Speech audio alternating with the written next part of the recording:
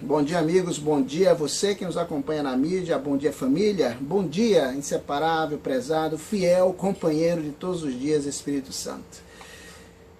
Queridos, não tá fácil não, basta ligar a televisão em qualquer noticiário ou abrir qualquer jornal que logo nós somos confrontados com delações, crimes bárbaros, né? Envolvimentos ou dependência de drogas e tudo que envolve o tema. Aí vem as guerras, doenças, catástrofes, entre outros assuntos afins. Esta é uma realidade caótica em que se encontra a sociedade moderna. Pouco se noticia do bem, do bom, do positivo, ou que eleve o indivíduo a um estado de felicidade ou de paz de espírito. Por conta disso, é que se percebe que o indivíduo cada dia mais mergulha em situações de desespero, depressão, e por não ver muitas vezes a saída para estas situações, acaba se tornando esquisito, paranoico, com comportamentos mentais reprováveis. Em alguns casos extremos chegam ao homicídio e ao suicídio. Bem, eu quero perguntar a você como é que está o seu dia, como é que você está neste dia. Será que você está precisando da presença de alguém resiliente para ajudá-lo a enfrentar e a vencer as dificuldades, tornando-se também resiliente? Você pode até estar se questionando agora, mas verdadeiramente eu preciso enfrentar e vencer as dificuldades, mas eu nem sei por onde é que isso vai, nem entendo o que significa ser resiliente. É verdade, você tem razão, afinal, como saber se não há quem explique, não é mesmo? Bem, a psicologia tem como objetivo principal, por exemplo, estudar os comportamentos de indivíduos em situações de desespero e depressão. E em muito tem ajudado, pois além de diagnosticar o problema, não é? Tenta tratar suas causas e até amenizar o sofrimento. Mas não tem dado muito a devida atenção para a prevenção de muitas patologias. Eu li um artigo muito interessante, um artigo de um movimento chamado Psicologia Positiva, iniciado por um psicólogo americano chamado Martin Seligman.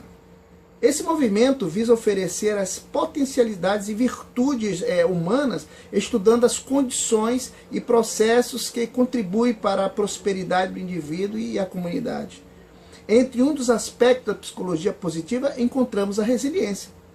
Você sabia que personagens bíblicos se destacaram por ter esta virtude latente, essa virtude de ser resiliente? Outro aspecto importante a saber é como a Bíblia trata dessas questões em relação àqueles que nela busca alento e orientação para os seus problemas. A psicologia define a resiliência como sendo a capacidade do indivíduo de lidar com problemas, superar obstáculos ou resistir à pressão de situações adversas. Com um detalhe muito importante, sem surtar. Então a resiliência pode levar pessoas à tomada de decisões entre o que lhe causa tensão e a vontade de superá-la. Pode-se entender então resiliência também como as condições para enfrentar e superar problemas e adversidades.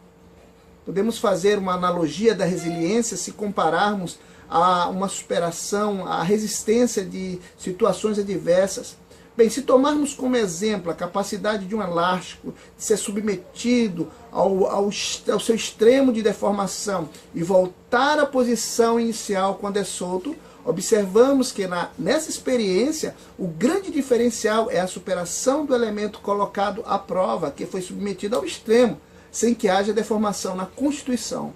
Mas não podemos desconsiderar que houve uma nova experiência registrada.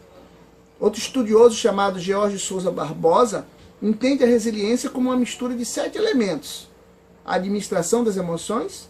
Aqui o resiliente tem a capacidade de controlar as emoções diante das situações estressantes.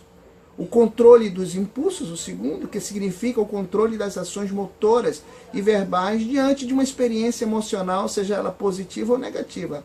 O terceiro é a empatia, que é a capacidade de compreender as emoções do próximo como se este estivesse dentro de si mesmo, não é?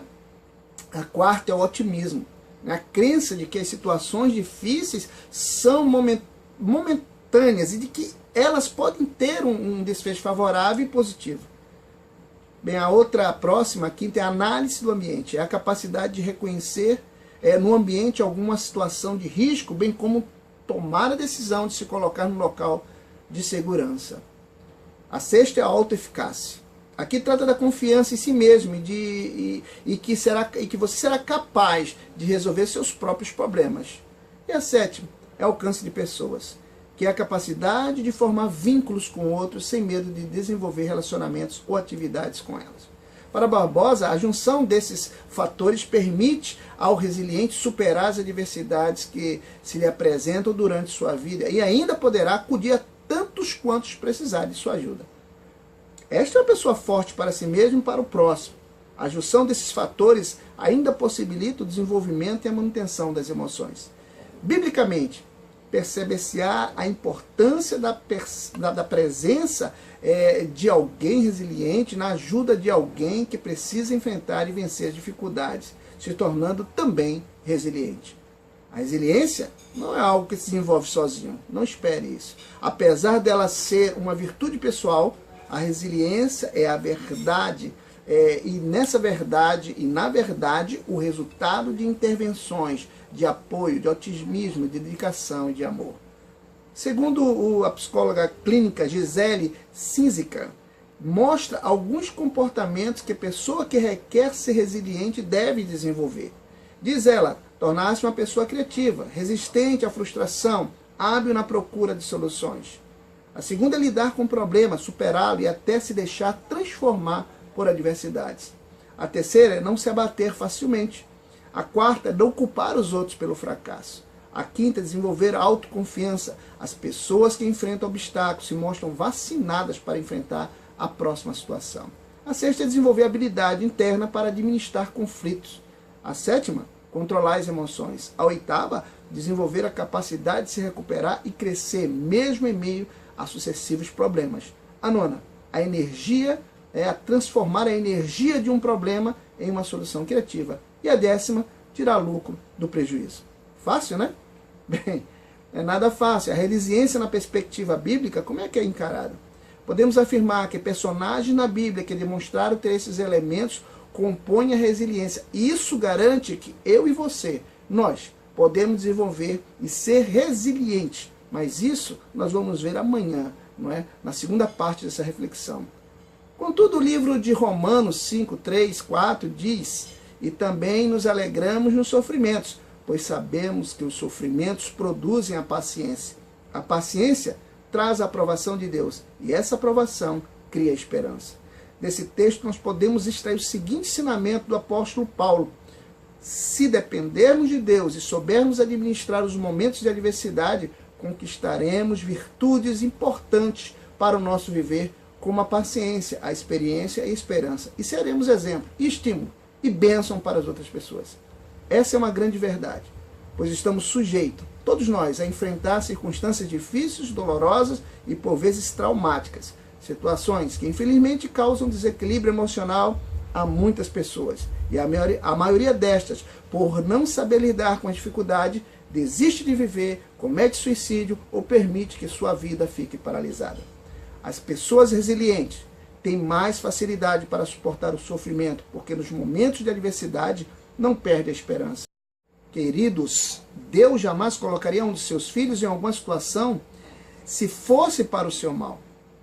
No entanto, a fé é fortalecida, a esperança é fortalecida pela vitória, ela se torna suave, pensamentos nobres são estabelecidos, o bom ânimo se instala e a força para vencer qualquer situação em Cristo Jesus. Olhe, pense nisso, reflita sobre isso. Amanhã estaremos juntos mais uma vez refletindo sobre a segunda parte, sobre resiliência na perspectiva bíblica. É um sinônimo de prestígio estar em sua companhia. Tenha um excelente e abençoado dia. Busque essa virtude e desenvolva.